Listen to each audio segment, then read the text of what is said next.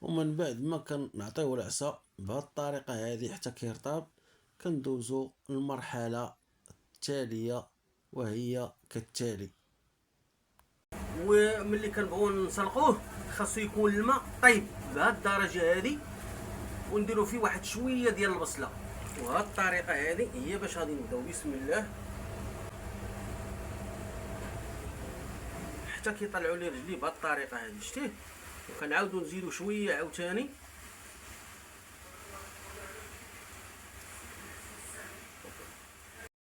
ونجبدو عاوتاني الرجلين ديالو كلهم ملويين شويه، وكنزيدو الثالثه كنهبطوه شويه حتى يوصل للعينين.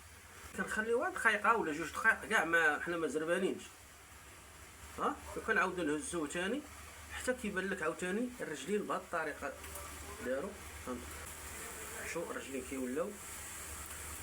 والرابعه كنطلقوه مباشره، وكنخلوه تقريبا لمده 45 دقيقه تقريبا. خلوه حتى لساعه كاع باش طيب. راه كيبان لك ولا احمر. المهم حنا غاديين معكم في الطريقه باذن الله الى النهايه. بسم الله على بركه الله. من بعد ما خدا معنا شويه ديال الوقت، تقريبا شي ساعه و10 دقائق، غادي نشوفوه واش طاب او باقي. كنجربو دائما بالفرشيط. بسم الله. الا دخلات راه مزيان. ها هو راه طاب تبارك الله. شوف شي بحال الزبده، بحال الزبده تبارك الله. مع سخون ما قديتش دابا راه طاب صافي. كنحيدوه مباشره ياك، وكنخليوه يبرد. ما نديروش في الثلاجه. الا درتيه في الثلاجه غيعاود ثاني يكنزز. خليه بحال هكا تيبرد بطريقه ديال ياخذ الحراره اللي في المطبخ. ومن بعد غنوريكم عاوتاني ان شاء الله كيفاش كيطيب. ملي كنتاكدوا من الاخطبوط ديالنا طاب، كنحيدوه من الماء وكنخليه يبرد واحد شويه باش كنبداو المرحله الثالثه وهي الطبخ ديالو والطريقه الطبخ. هذه هي الطريقه السليمه المتداوله عند الناس اللي كياكلوا الاخطبوط بحال الزبده. مشاهدينا الكرام، اشكركم على تتبعكم. تعليقاتكم تهمنا،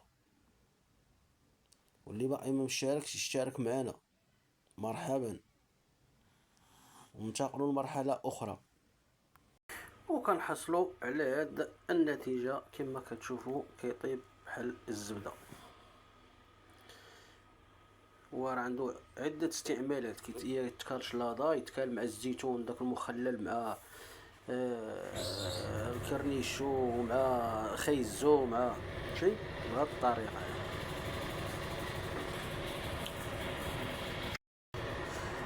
ونمشيو ونوجدو دابا البصيله، شويه الثومه، شويه الربيع والعطريه. لا غير ما دير معاه لا مطيشه لا كرافس لا سيدي بوطنادم، فقط الربيع، الثومه، شويه الحامض، العطريه ديال الحوت اللي هي شويه الكمون، شويه البزار، شويه سكينجبير، مليحه، خرقوم عرق، ما ديروش الكولورو، زيت العود، شويه الزيتون، شويه الحامض، لا غير. الى ذلك الحين اترككم في رعايه الله وحفظه.